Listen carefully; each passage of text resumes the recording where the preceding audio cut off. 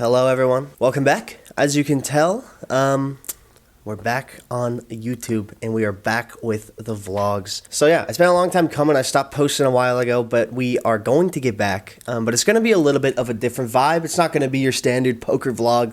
A lot of you guys have seen like my day in the life of a poker player stuff, and that's what is going to kind of work into these vlogs. There's still going to be a fair amount of poker vlogs. So you're going to get to see a lot of in-table action, which I haven't really showed too much of recently. And a large part of that is just because I haven't been playing a lot of live poker. From the span of around April to, I guess, October, I was basically just playing fully online, and I was focusing more on tournaments rather than cash. All my past vlogs on this channel have been cash games, as you guys know, playing in Dallas. And I do go to Dallas every once in a while, but 2024 is going to be a big year. I have plans to travel all over the place. And I've been making the short content on TikTok, Instagram, and stuff. And I've been missing the long form content, missing the vlogs. And I'm going to try to get it back up and going. So already you could probably tell this is a little bit of a different vibe from my last videos. I'm going to try to show you a little bit more of my life rather than just what's on the felt and, you know, just poker. I want to kind of show you guys what it's really like to live a life of a poker player because, you know, there's a lot of people out there that are just showing you the good. And I'm here to show you everything. I'm going to try to keep it as real as possible. Right now I'm in Los Angeles, and that's where I currently live. A lot of you guys think I live in Texas because I go play there, but I just make trips over there, and I still live in Texas here with my parents and my brothers. It's a pretty good situation for me because I don't have to like pay any rent, or I could basically live off of $0 a month, something like that. So it's a pretty good time for me to grow my bankroll, take shots, make content. Now, I did mention that 2024 is going to be a big year. I'm going to be traveling all over the place, all over the United States to 18 plus casinos to go play like WPT tournaments, WSOP, try to win a ring. For those of you that have been watching my recent shorts, you guys know that I went up to Choctaw and I had a pretty good trip. I got second place in a $250 tournament with 1,100 runners, and me and my roommate were heads up. We chopped for $30K. We played it out. He won the ring. Super well deserved to Slick Rick. He is also a content creator. You guys can check him out. The link will be in the description. But so yeah, right now I'm just gonna be playing online a lot, making content, preparing for next year because it's gonna be a big year. And I'm really here to just show you guys what it's like. I know you've seen that in my other content, but I'm here to give an in-depth thing. I want to chat more, and I want to show a little bit more poker. I want to show you guys how you can get better, what life is really like as a poker player, and if it's for you. And I want to answer a ton of questions for you guys, so drop them in the comments. And there's going to be a lot more chatting in this video. I want you guys to get to know me, and I want to get to know you. That being said, there's still going to be plenty of poker, and I'm going to let you guys know what we have going on today. We're going to be grinding online for a little bit, and then later, I run a home game here every once in a while. It's very friendly, no rake, just with like my brothers and some friends is one too. But oftentimes it gets a little wild. Like last week I was in for like $2 grand in a 300 cap game. We usually do match the stack, but it'll be fun. So like the last half of this video will be like a normal poker vlog, and I'll show you guys what to do. That's not till later tonight. I'm going to be grinding online a little bit today and get a couple of content things done as well. So yeah, I basically just feeling it out. I wanted to start up YouTube again, and I wanted to give a little bit more of a personal connection with showing you guys some poker. So I hope you guys enjoy these videos. Comment down below anything. I'm open to answer, whatever. And yeah, this is just going to be a fun little ride we're going to go on here. All right, so yeah, we're just going to get going. Let's get it. All right, so this is my current setup here. I'm about to go live for like an Ignition brand deal. I've been doing those once a month, and I just do like every hour. But yeah, I got my mic, got my OBS, get my screen going.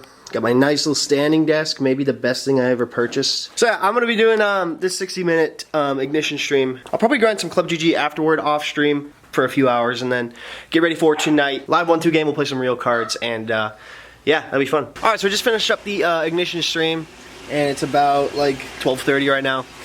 We got some time, you know. I'm probably just gonna hang out, probably play some Chell, so anybody knows what that is. NHL 24, big hockey fan. I think a little later we're gonna play some spike ball, and then after that I'll probably hop on the ClubGG grind before the cash game, because I got my private 2-5 game that runs on there every Monday, Wednesday, Friday. So I'll be there, and then I think around 7 to 7:30 p.m. we will hop in the 1-2 game. And like I mentioned earlier, it'll be like a normal poker vlog, so that'll be the last half of this video. So I'll update you guys when I'm grinding ClubGG again. All right, it's like 5:20 p.m. Just got done playing spike ball and just been chilling most of the day, but now we're gonna start up the grind. I got my 2-5 game that starts at 5 p.m. Just hopped in and gonna wait for a couple people to join the table. All right, the ClubGG grind is in full effect. We've moved off the iPad and we are on the computer now. This way I can multi-table better. We have my 2-5 game here, 2-4, 2-4, and then this might be another 2-4 or a 1-2 or the second table for the 2-5. I'm not really too sure. So I'll probably play for about an hour, and then I'll start getting set up for the game tonight. And yeah, I'll show you guys some of the significant hands and obviously how I do. But yeah, we're grinding. All right, big one in the 2-5 game here. He limped. I 4.2x'd ISOing the limp, and he 3-bet me to like 13 bigs. I called a third size percent pot size bet on the flop. Turn the set. If he has an overpair, I just really hope we're getting stacks. He checks.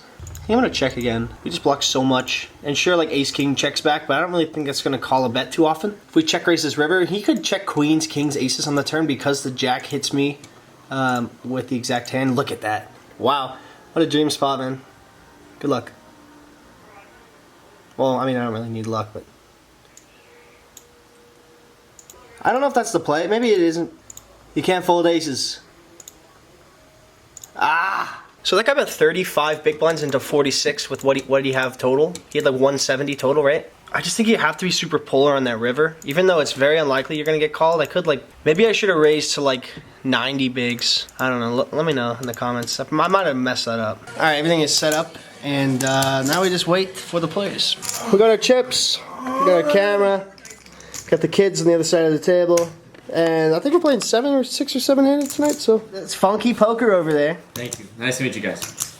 Big fan. Formerly known as Funky Punts, but he doesn't punt anymore. Yes, it's good for your brain. This game is very psychological, so I changed my brand. Words of wisdom from the bearded man. We're gonna play some cards. I'm actually excited to play 6-handed. It's been a while since my hands have been on the vlog. I'm kind of nervous. So let's crush these nits, boys. What do you say? All right, we start this game by playing 5-handed, and this is a 300 cap game. Later down the line, we tend to just do match the stack or uncapped, but it is a 1-2 game, and we're going to start it off here. We look down at pocket jacks. I'm on the $5 straddle, so it's a 1-2-5.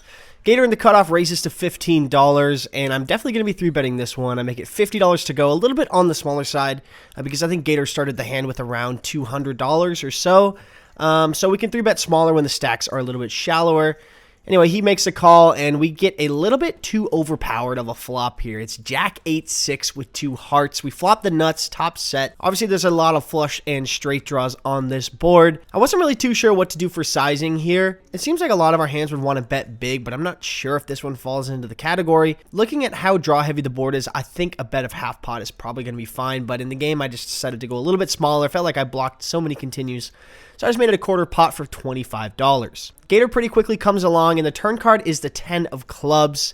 It connects the board even more and puts another flush draw out there. It's pretty much impossible to slow play top set here with 2 flush draws on board and a countless amount of straight draws.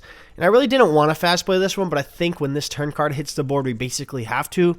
And I do wish I bet a little bit bigger on the flop so that if we shoved here, it wouldn't be basically pot. But that's what I do here. I shove all in for his remaining $140. And unfortunately, Gator pretty quickly finds a fold, and he tells us that he had a 9. So he was open-ended. We definitely can't see a free river. I assume it was either 10-9 suited or pocket 9s. Shortly after that, we make a loose call with queen 10 off on the button. We end up getting punished for it after flopping top pair against Gordy's overpair. He milks us all 3 streets. And I don't know, there's something about this game that makes me play weird. I can't really win at my own game, believe it or not. And I think it's because this is where I started playing. I'm playing with my brothers, my friends, so I don't know. I feel like I have to prove something. I'm playing a little splashy, but if I'm going to donate to anybody, it might as well be them. In this one, we look down at ace deuce of clubs, and we're going to raise it up to $10.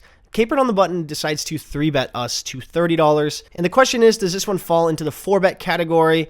I feel like I used to be much more aggressive with this, but against an opponent like Capered, who's extremely sticky and knows exactly how I play, I'm going to take a passive line here. I think I could even fold this one sometimes, but I'm not going to be folding the suited ace here. Let's have some fun. I put in the call, and we see an ace high board. It's ace queen 3 rainbow. All in all, a pretty good flop for us. I check it over to Capron, and he's going to put out a quarter the size of the pot for $15. And with the worst top pair in the game, I don't think we're ever going to be check raising. So I put in the call. Turn card is a brick, 6 of clubs, rainbow on the board. I check it in flow over to Funky, and he's going to put out a bet here, and it is a large one, $100 over the size of the pot. Now, I do understand because this board absolutely smashes his range. He has aces, queens, ace, king, ace, queen, ace, jack, where a lot of times I will be 4-betting those hands. Now, I think I'm always pretty sticky against Funky because he just gets out of line so much. He could have king, jack, king 10, jack 10, 10, 9 here, but for some reason, this bet just felt very strong, and I don't really fold a lot of hands like this to him, but this time I just felt like I was beat. Luckily at this game, we have show me chips, so you can use it on your opponent at the end of the hand and they have to show you the cards. It's kind of a fun way to see what people had. So I decide to muck my cards and use my show me chip, and he shows us the ace king. Let's go. Good fold. Pretty proud of myself for making the fold, even if it seems pretty easy. I feel like I just get extra sticky against this guy, and yeah, we made the right fold there. And now let's move on to the 7 deuce. Now I look down at my cards and I ask the table, are we playing the 7 deuce game? And everybody looks a little suspicious, and they end up deciding no. Pretty lame. Either way, I raise it up, c-bet the flop, and show them that I had 7 deuce. Nobody's going to pay me anyway, but it was just kind of fun. Now these last few hands are going to be pretty punty. I'm not sure why this happens, but at this game I just tend to spew it off. Anyway, I was playing pretty bad tonight. I have 7-6 off in the straddle. Brian in the big blind makes it 15 bucks, and I'm going to defend, so we are in position heads up to a flop of 4-4-3 with 2 diamonds. He puts out a pretty big c-bet here for $25. And it's nearly the size of the pot now. We don't have any diamonds. We do have a gut shot, and other than that, there's nothing going for us here. But we do have position, and I feel like we could bluff on a few runouts. I put in the sticky float on the flop, and the turn card is the deuce of diamonds. And Brian pretty quickly checks it over to me. Now, this seems like a pretty good turn card for us to start bluffing on. I know we don't have a diamond, but I think Brian's going to end up with a lot of ace-high hands and king-high hands that are just going to fold here. If they have a diamond, they'll probably float the turn, and on a clean river, we can probably blast away. So that's my plan here. If I had a flush, a 4, a straight, I wouldn't want to go too crazy big here on the turn. So I'm going to get 40 bucks, and I'm setting up a big bet here on the river. Brian pretty quickly puts in the call. So now it seems like he's going to have a lot of offsuit Broadway and ace-high hands that have a diamond and are looking to hit the river. Luckily, the river card is a brick. It's the 10 of spades, and he quickly checks it over to me. And now we have to go with our plan here, because we are not checking back 7 high. Even if Brian has a hand like pocket 5s, 6s, 7s, or 8s, he's not going to feel too comfortable facing a big bet here on the river. But I'm just hoping he has ace high or king high or something like that. So I put out a bet 180 in the pot. I wish I got a little bit bigger, but I just made it $125. And we get snapped off. And he does show us an ace high hand, but it's the ace 5. For the wheel, he turned the wheel, and he decided to slow down when the flush completed. Nice hand to Brian. That one didn't quite get through, and yeah, I'm a little mad that I floated the flop and punted it off, but, you know, it is what it is, and we're donating to our friends. At this point, we've topped up quite a bit, and we are in the game for a lot. Like I said, it's basically a match to stack down the stretch, so I think we're in for around 1,000, maybe a little bit more than that. But here is the next hand. Ace 7 of spades. I'm going to raise it up to $10 from the cutoff. Gator 3-bets me from the button to $30. Another situation to maybe 4-bet here. I try to just keep it with the ace 5 and ace 4 suited. That way I don't start 4-betting too much. So I'm going to flat this one, and we're going to go to a flop, which is pretty good. It's 10-6-5 with 2 spades. I check it over to Gator, and he's going to put out a small bet of $15. Now, I really wish that I would have been more aggressive in this spot. I just ended up putting in the call, and against this small of a bet, we can really show some aggression, and we have so much equity here that we can push him off a hand like ace-jack, ace-queen, and even put pressure on a hand like pocket jacks, king-10, queen-10, or something like that later down the stretch. So in the game, I just decided to put in the call, but against this small of a bet, I wish I would have check-raised. Turn card now is a 9 of hearts, improving us to a gut shot along with our flush draw. I check it in flow to Gates, and now he bets big, $80 here on the turn. Now he's representing a hand like aces, kings, queens, jacks, maybe 10s or 9s, or even ace 10. There are a couple of bluffs that we still beat, like queen, jack, maybe king, queen, king, jack. So technically we could still have the best hand, but I'm not counting on it. Never going to be folding here. Obviously, we have so much equity. The question is, do we want to find the check shove here?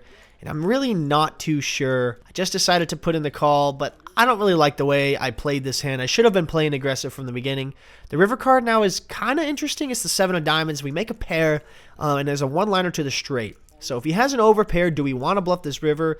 If the river card was an 8 and we did make a straight, we would probably want to lead. So is this a similar situation? I'm not really too sure. Like I said, we still beat some of his bluffs, but we have a pretty bad card in the ace of spades for him to have a lot of those bluffs. But I just decided to check, and I kind of wish I got creative here and maybe like lead shoved the river. If we had a hand like pocket 7s, pocket 8s, 9-8, 10-8, or something like that, we definitely want to lead shove this river and put his overpairs in a tough spot. I check, he pretty quickly checks back, and we're going to lose this one to pocket kings. So all in all, played the hand pretty poorly. Comment down below if you think I should have played that one a little bit more aggressive. It's been a while since I've done these poker vlogs, and I hope you guys are enjoying it. This is going to be my last hand, so if you guys aren't subscribed to the channel, go ahead and do so. It really helps me out a lot. We have Jack 10 offsuit in the cutoff.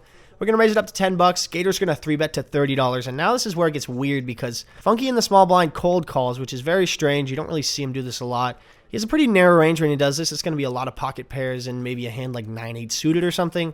And we have Jack 10 off, and it should be a fold here, but it's late in the night, and Jack 10 off makes 4 straights. They're all the nuts. It's a hand that plays decently well.